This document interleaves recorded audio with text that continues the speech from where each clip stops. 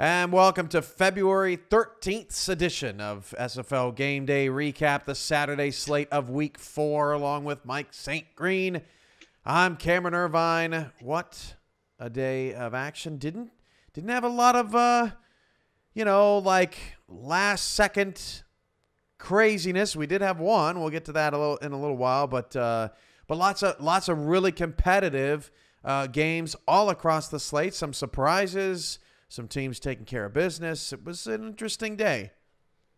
Yeah, Cam, no real nail biters per se, but yeah, a lot of great games, throughout the day, competitive games. But that's life in SFL. Most of the games are going to be tough, tight, and competitive, and that's what we had today. Everyone that played earlier today is like, what do you mean no nail biters? I was sitting there.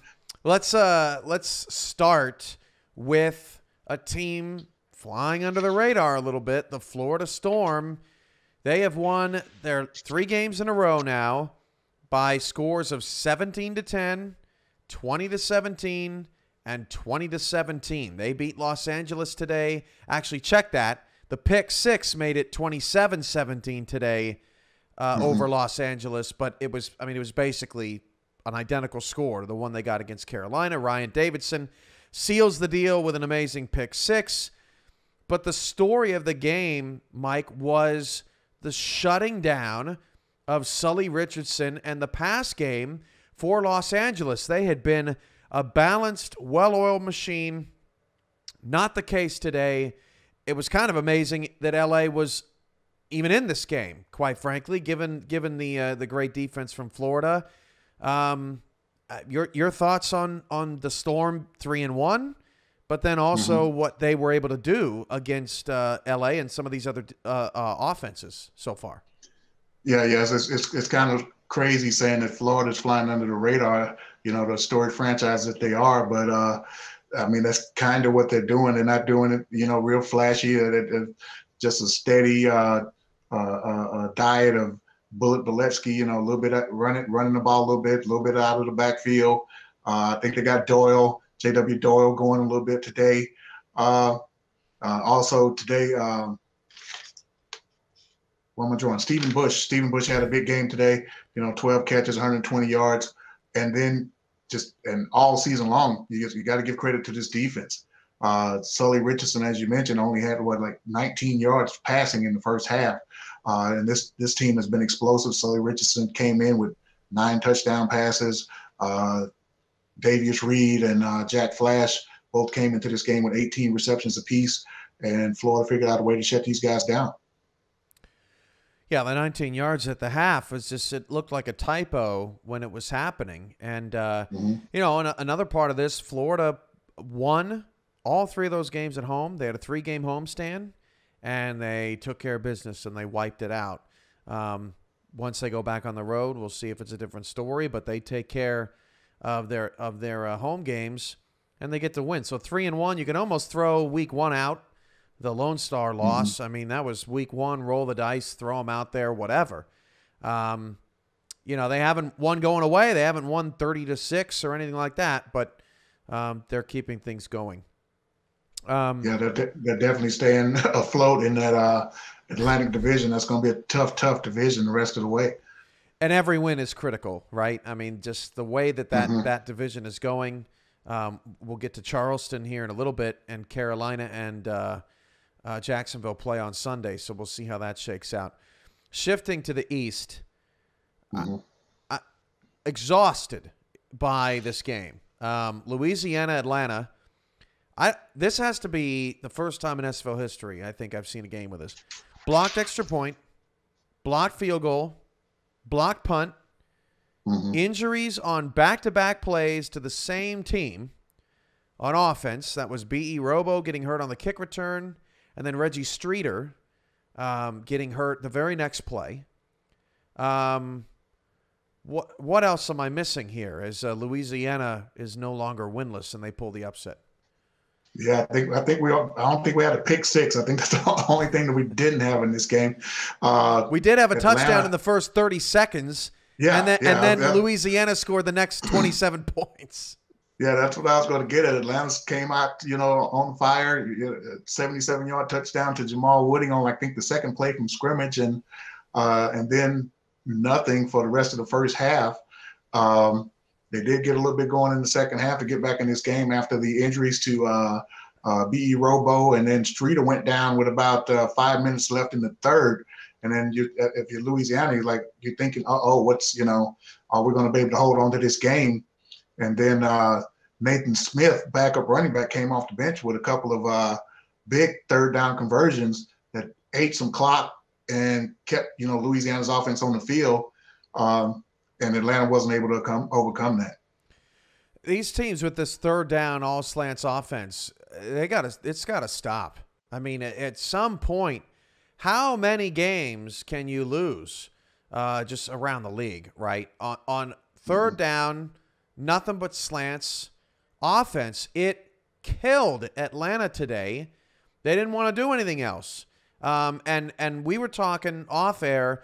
Big credit to Louisiana's defense because they shut down the BDG Hollywood receiving yards. He was 14 yards away from a record today. I don't think he got it. So they did a great job there. But, I mean, this game was for Atlanta to take. Louisiana was limping to the finish line almost to 0-4, and Atlanta couldn't get out of their own way today. A tough pill to swallow there. Yeah, I mean, you mentioned all slants. I don't know if everyone could fall in this category, but it just doesn't seem like it's a good route for a dynasty to throw. It doesn't seem like, to me, it just didn't seem like he was seeing his guys quick enough. Maybe part of it was the coverage that Louisiana was throwing at him, but dynasty did not seem comfortable at all throwing that route today. I mean, and they ran that route at least 15 times as far as I could see today, and it just wasn't working out for them. Well, Sioux Falls, later on in the day, they lost a game on the last drive. Nothing but slants. They got up to the line to spike it with 1 second left. But the only reason why they had to is because they threw in the middle of the field and couldn't stop the clock. Right. I mean, it just every week it feels like we see 2 or 3 teams take losses because in the crunch time when they need offense, and we saw Arizona execute great no-huddle offense today. We saw Tulsa, D.C., Charleston. I mean, imagine we'll get to Charleston in a minute, but some of these teams, if they would have been running slants all day, they definitely would not have had the success that they did have today. It was just crazy and tough to see because Atlanta was moving the football well in other ways with Falco down the field and Chisholm as well. It just third downs really plagued them. And credit to Louisiana's defense. They're obviously, to get them to third down, their first and second down defense was good too.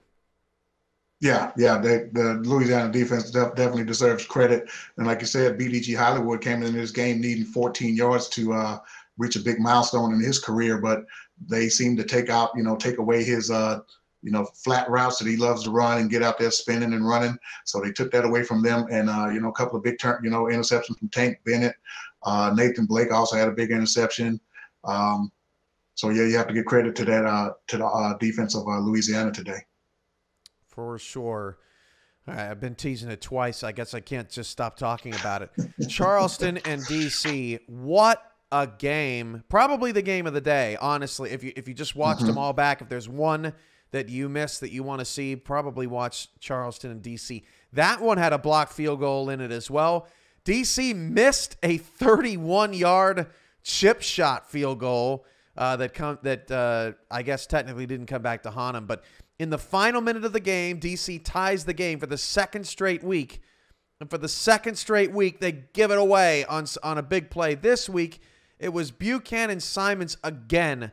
This guy is my favorite player this season. He's my favorite player to watch. Unbelievable. We're showing the game-winning touchdown right now.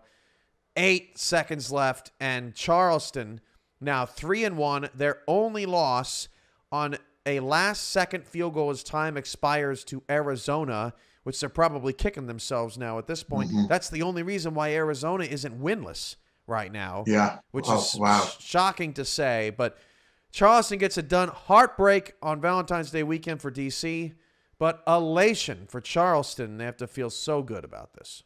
Yeah, big win for Charleston. And you pointed out Buchanan Simons with a big play at the end of that game, big touchdown catch to seal the victory there. But Simons actually did not have a big game per se today. Kenny McCarroll was having a huge game today for Charleston. He just didn't, cash in for us in the end zone was concerned. But Buchanan Simons, 18 yards per catch coming into this game, and none bigger than that touchdown pass late in that game to pull the victory out for Charleston Predators. And Swearingen was the best player on the field today. Oh, yeah. That one run, that was spectacular. He's low-key top 5, top 10 at least for sure back in the SFL. And you just got to feel for DC. I mean, they're right there. They're right on the cusp. The first 2 weeks, not really. But golly, the last 2 weeks, especially now, Mexico City's 3-1 and Charleston's 3-1. So you just got to wonder what happens when they play a team that that isn't above 500. Well, next week they got St. Louis, so I guess we're gonna have to wait another week to find out. They've faced a tough schedule. Yeah. DC has definitely had a tough schedule coming out of the gate. Expansion team, 15 rookies on that team. But hey, they seem to all be in the right place at the right time. They're being coached up well. They should be reaching a certain point of progression now to where they could really, maybe start making an impact on the field. But some of them already are. Josh Gill with a couple of touchdown catches today. One touchdown catch, and I think K. Marion also had a touchdown catch. DC, they're plugging along, and going to be a tough out for any team facing them in the future. You ready for this? Just quick math, Mike. The strength of schedule for DC through the first 4 weeks, or through the first 5 weeks of the season, is 800. Oh, wow. 3-0 St. Louis, 4-0 Denver, and then 3-1 or 2-1 London, and 3-1 Mexico City and Charleston. They have not played a single team under 500. And coming into the season, 3 of those 5 teams didn't make the playoffs. So you think, wow, that's going to be fine. Well, it's been a tough draw, and the schedule maker didn't do them any favors. Oh, don't do that. Don't do that. Don't do that, Mike. Don't make an enemy out of me yet. Guards, game balls coming up here. As always, we do the gentlemanly thing here at the studios, despite him getting me into trouble, and we give Mike the first ball. So what you got? Wow, first game ball. I was going to go a different route, and then I saw at the end of the game that he was player of the game because I was leaning this way earlier, and I was going to go a different direction. I've been calling for Tulsa to do this for the first, 3 weeks of the season to take some pressure off this young quarterback, JQ. I have to give my first game ball to Sanzo Robinson. I mean, 78 yards, a couple of touchdowns. They got him involved. And seemed like not a spectacular game, but balanced enough to keep JQ from having all the burden on his shoulders. So Sandra Robinson gets my first game ball. A couple of weeks ago, I gave a game ball to a Denver defensive back, Rosca Santagria. I'm going to do it again here today. Moose Papineau, talk about a team flying under the radar. Denver's now 4-0. They made it look easy against Arizona, 36-23, but it wasn't even that close.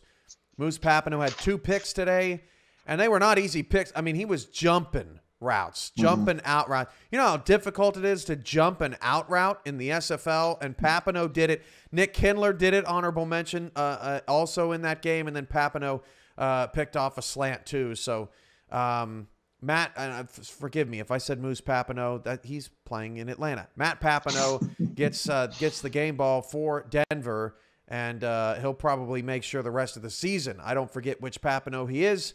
And the Night Wings are cruising to 4-0. They have, we were just talking about this, who they got next week, Mike. Who was that again? Denver. Denver has Louisiana. Denver plays Louisiana. Louisiana. There you go. Yeah. So that'll be huge. Yeah. Second game ball, Cam, is to our under the radar team has to be Stephen Bush for me. Yeah, huge game today. 12 receptions, 120 yards. Touchdown catch early in that game. Got Florida going, got him off the schneid there. Stephen Bush, second game ball. I'm going to go Phoenix Jones. 4 touchdowns in 17 carries.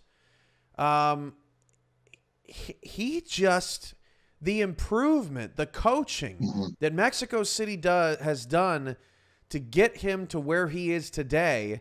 Remember, he was a fullback, and then he transitioned to running back, and it was kind of a tough year last year. And now look at him. He's really stuck it out, and he was the difference. Mexico City beat Sioux Falls in the nightcap, 41-38, and he had 140 rushing yards and 4 touchdowns in the first half. He was terrific, and Mexico City's 3-1. A lot of 3-1 teams in the league after today. Charleston, Florida, Mexico City. There's a lot of good teams out there. Los Angeles coming off the loss. So that's 4 right there. Phoenix Jones, don't sleep on this guy. He has really turned a corner. So he gets my second game ball, and that's a wrap on Saturday's slate of week number 4. Action kicks off Sunday at 4:30 Eastern on For the Fans, FTF Digital OTT. You can find them at ftfnext.com and anywhere else you get your apps through your phone or through your smart TV. And we'll see you there. Jacksonville and Lone Star kicks us off. 6 more games tomorrow. Should be a good time.